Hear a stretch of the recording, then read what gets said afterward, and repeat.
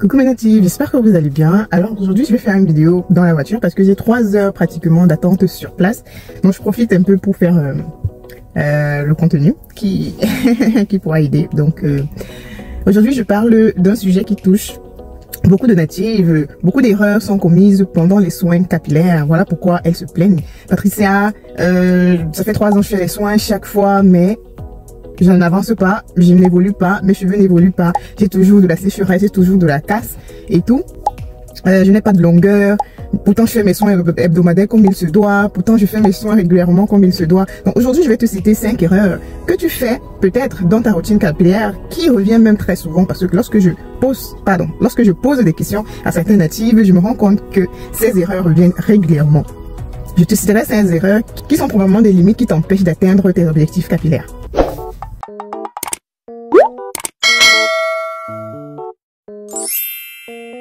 Je rappelle que nous sommes en challenge capillaire Maxi Pousse Hydratation avec les natives. Je vais pas mentir que ces 2 derniers jours, je n'ai pas été très active dans ce groupe parce que j'ai produit tellement de contenu que j'ai édité et après je les ai perdus. Ça m'a démoralisé à un niveau où vous n'avez pas idée. Donc j'étais tellement démoralisée parce que je passe les nuits à éditer les vidéos pour pouvoir les publier en journée et tout. J'ai perdu pratiquement 3 vidéos comme ça à cause d'une mauvaise manipulation et tout, et ça m'a démoralisé. Vraiment 3 nuits blanches parties dans l'eau comme ça, mais bon, on ne lâche rien et on continue. Mais le groupe est toujours vivant et les natifs se motivent comme il se doit dans ce groupe et tout. Ça fait vraiment plaisir, vraiment. Et je t'assure que le prochain challenge, il faut que tu sois dans ce groupe qui t'aidera à améliorer ta santé capillaire, à avoir la motivation dont tu as besoin, parce que oui, beaucoup n'ont pas cette motivation parce qu'elles sont seules, parce qu'elles n'ont pas quelqu'un pour les booster, parce qu'elles n'ont pas les réponses à leurs questions tout le temps, parce qu'elles n'ont pas par exemple d'argent pour un suivi personnalisé. Bref, ce groupe t'aidera à améliorer ta santé capillaire, ça je te l'assure, même si la prochaine fois peut être payant. La première erreur que beaucoup de natives font dans les soins capillaires, c'est le surdosage de protéines. En toute honnêteté, ça revient régulièrement, surtout pour celles qui font des soins maison. Elles surdosent les protéines sur leurs cheveux et les conséquences de cette erreur-là, c'est des cheveux qui deviennent rêches, des cheveux qui sont secs, des cheveux qui deviennent durs, comme on a l'habitude de dire que j'ai des cheveux durs, difficiles à coiffer et tout, à cause du surdosage de protéines. Ce n'est pas parce que tu vois une recette sur internet que tu vas forcément la reproduire et la reproduire chaque fois. Je prends l'exemple d'une native qui me dit: Patricia, voilà, je fais mes soins chaque semaine, et quand je lui demande quels sont les soins que tu fais chaque semaine sur tes cheveux, elle me répond: avocat, banane, huile de coco, œuf, huile d'olive. Je mélange tout et j'applique sur mes cheveux. Mais ma chérie, tu fais fausse route parce que là, c'est un soin protéiné que tu apportes à tes cheveux chaque semaine. Et ce n'est pas bon.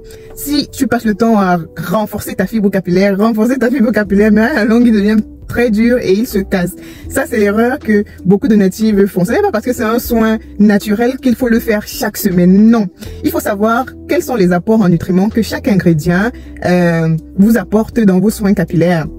Donc, si j'ai la banane, je dois savoir qu'est-ce que la banane apporte à mes cheveux. Est-ce que c'est un fortifiant? Est-ce que c'est un hydratant? Qu'est-ce que l'avocat apporte? Est-ce que c'est un assouplissant? Est-ce que c'est un fortifiant? Je dois savoir. Plus je mets des ingrédients protéinés dans mon soin, plus mon soin il est fortifiant. Plus je mets des éléments hydratants dans mon soin, plus mon soin il est hydratant. Donc, même dans les produits de commerce, il faut éviter d'utiliser à répétition les produits fortifiants.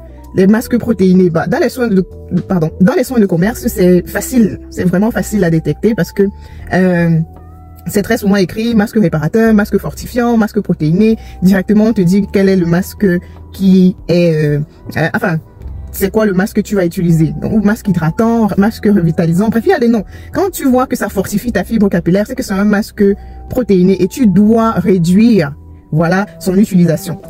Si tu as un cheveu abîmé, tu peux utiliser 2 fois le soin protéiné par mois et 2 fois le soin hydratant par mois. Si tu as un cheveu normal, un cheveu qui doit juste être nourri, tu dois utiliser 3 fois hydratation et 1 fois protéine parce que nos cheveux ont plus besoin d'hydratation que de protéines. Ouais, on a suffisamment de la kératine qu'il faut pour rendre nos cheveux forts. Donc, on vient juste rapporter de l'hydratation tout le temps parce que le sébum a des difficultés à monter sur nos cheveux, ce qui les rend un peu secs.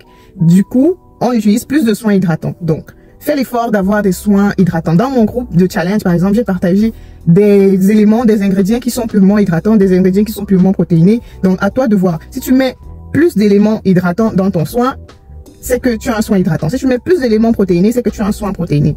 Donc, si tu mets 3 éléments hydratants et un élément protéiné, ça ne veut pas dire que tu as un soin protéiné, non. Et tu dois le mettre à petite dose. Voilà, juste pour avoir un soin hydratant et légèrement fortifiant. Tout simplement. Donc, dans mon challenge, dans le groupe WhatsApp de notre challenge, j'essaie d'expliquer ça aux natifs de temps en temps. Donc, évitez de surdoser vos cheveux en protéines. Évitez. Ça, c'est la première erreur. La deuxième erreur que beaucoup de natifs font, c'est d'utiliser l'eau chaude pour laver leurs cheveux. On ne lave pas les cheveux avec l'eau très chaude. Plus l'eau est très chaude, plus elle vous ouvre les écailles et vos cheveux deviennent poreux.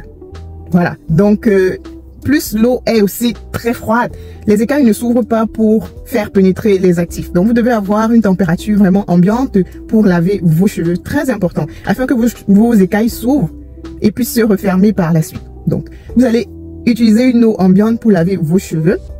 Après vos soins, vous utilisez une eau froide qui va venir fermer les écailles. Donc, c'est très important de le savoir. Pendant les soins, évitez d'avoir l'eau très chaude parce que beaucoup aiment laver les cheveux avec l'eau très chaude. Ça vous rend les cheveux très poreux et ce n'est pas bon. Plus, la majorité des cheveux qui sont très poreux, ça ne veut pas dire que ce sont des mauvais cheveux, non. Ce sont des cheveux abîmés. La plupart du temps, les cheveux très poreux sont des cheveux abîmés. Mais il y en a qui ont des cheveux naturellement poreux. Mais la plupart du temps, ce sont des cheveux abîmés. Donc, faites attention à la température d'eau que vous utilisez. Faites vraiment attention. La prochaine erreur, c'est le mauvais ordre d'application. Pour prendre soin de ses cheveux, pour faire ses soins capillaires chaque semaine, il y a des étapes à suivre. Très important. Il y a des étapes à suivre. On ne prend pas le shampoing, on le met à la fin et tout. Non. Vous devrez réellement savoir quand faire quoi. Le bain d'huile, on ne fait pas le bain d'huile à la fin des soins. Non. Vous devez réellement savoir quand faire quoi. Les étapes se suivent. Et ce n'est pas pour rien, et ce n'est pas fait au hasard.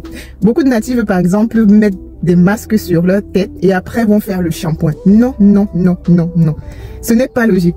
Le shampoing se fait avant un masque. Le shampoing est là pour nettoyer vos cheveux, mes natifs. Il nettoie vos cheveux. Il ne doit pas être mis à la suite d'un soin nourrissant. Parce que le masque est là pour nourrir vos cheveux.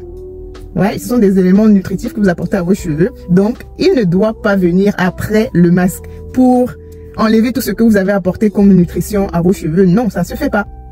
Beaucoup de natifs le font parce qu'elles font des masques très gras. Et après, ça leur laisse des films gras sur les cheveux. Elles disent, mais je vais pas rester avec des cheveux comme ça. Donc, lorsque vous faites vos soins maison, évitez de surdoser de l'huile à l'intérieur. Mettez des huiles vraiment de manière conséquente. Une cuillère à soupe, une huile. Je sais pas, vous n'êtes pas obligé de mettre, je sais pas, un gobelet d'huile dans vos masques. Dans les normes de vos cheveux, après un masque doit rester, comment dire, après avoir lavé, vous devrez avoir juste un film protecteur, on va dire ça comme ça, sur vos cheveux. Vous ne devrez plus le laver avec un shampoing. Vous ne devrez plus. Mais si vous avez des cheveux très gras, vous allez le faire et après, il faut encore nourrir. Vous voyez pourquoi peut-être après vos cheveux restent secs. Parce qu'après un masque, vous faites un shampoing, ce qui n'est pas normal. Dans les normes, ce qui suit après un masque, c'est l'après-shampoing. Lui. Et l'après-shampoing, très souvent, c'est un démêlant. Le démêlant, lui, vient nourrir et démêler le cheveu. Donc, souvent, il a des agents très hydratants qui viennent, en plus, hydrater le cheveu parce que le shampoing est passé. Voilà, parce que le shampoing est passé. Donc, il vient ajouter de l'hydratation à vos cheveux et ensuite le démêler. Voilà le rôle de l'après-shampoing. Donc, peut-être il peut laver, on ne sait pas s'il y a des agents lavants, mais même s'il y a des agents lavants dans l'après-shampoing, c'est vraiment à faible dose. Vraiment à faible dose. Donc, après vos masques, ce qui doit suivre dans les normes, c'est un démêlant. Et pour faire plus rapide, des fois, certaines mettent du démêlant dans leur masque, elles mélangent et elles appliquent directement dans leurs cheveux. Donc, pour avoir la facilité de démêler une fois que le soin a nourri. C'est tout. Pour ne plus avoir plusieurs étapes à faire. Donc, faites l'effort de ne pas faire de démêlant, enfin, de ne pas faire de shampoing après un masque. Dans le même ordre, on a par exemple des natifs qui font le masque hydratant avant de faire le masque protéiné. Non, ça ne se fait pas également. Le masque hydratant, lorsque tu fais ton masque protéiné, le jour où tu fais ton masque protéiné, tu fais le masque hydratant après pour équilibrer. Parce que très souvent, les masques protéinés sont très forts. Donc, le masque hydratant vient après un masque protéiné. Donc, ce masque hydratant, le jour où tu le fais, pour éviter d'avoir plusieurs étapes, tu peux faire un masque hydratant démêlant. Je sais pas si je me fais comprendre. Donc, après un masque protéiné, vous faites le masque hydratant. La plupart du temps, même, c'est obligé de le faire. Après un masque protéiné, faire un masque hydratant. Et beaucoup mettent un accent sur l'hydratation lors du démêlage. Donc, lorsqu'elles appliquent un démêlant, elles maximisent l'hydratation également à ce moment-là pour ne pas avoir plusieurs étapes. Donc, ces erreurs-là sont à prendre en compte énormément dans votre routine capillaire. La prochaine erreur, c'est le mauvais rinçage. Oui, ça va un peu de pair. Il est important de bien rincer ses soins. Beaucoup ne le font pas. Restez sous l'eau même pendant 5 minutes afin d'enlever tout ce qui peut être résidu sur vos cheveux. Pourquoi le mauvais rinçage peut vous apporter des limites dans vos soins capillaires? Lorsque vous rincez mal vos cheveux, les résidus qui restent par exemple sur le cuir chevelu peuvent vous créer des démangeaisons et à la longue des pellicules. Donc, faites très attention. Beaucoup souffrent de démangeaisons et de pellicules parce qu'elles ne rincent pas les soins comme il se doit.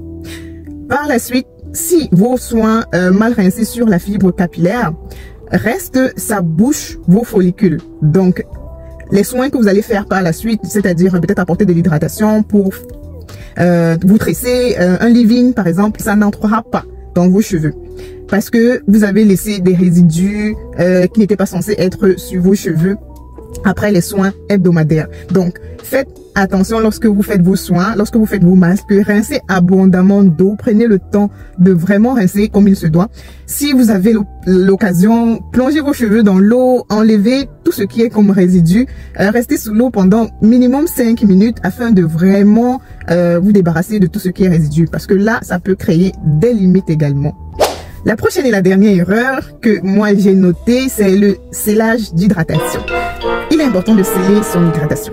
Parce que l'eau s'évapore, c'est ça l'hydratation qu'on apporte à nos cheveux la plupart du temps, l'eau s'évapore. Donc, une fois qu'un film gras est apporté après avoir hydraté, au-dessus des agents hydratants, ça les scelle, ça les emprisonne dans vos cheveux, ce qui vous permet d'avoir un cheveu malléable pendant longtemps.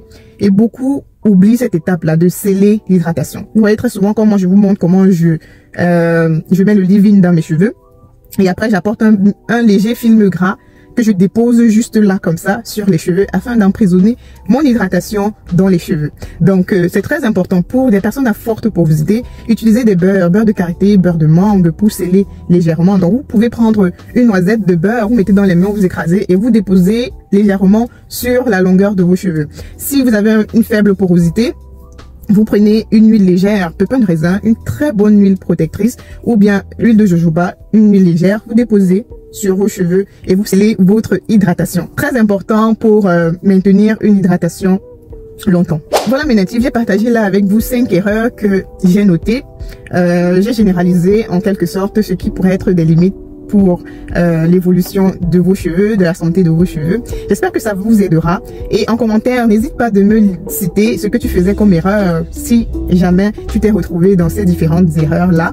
Ou bien ce que tu faisais comme erreur dont je n'ai pas cité. Voilà, pour permettre à beaucoup de natifs également de s'approprier la bonne méthode de faire les soins. On se donne donc rendez-vous aux prochaines vidéos. D'ici et là, portez-vous bien, abonnez-vous sur mes autres plateformes natives. Bisous, bisous.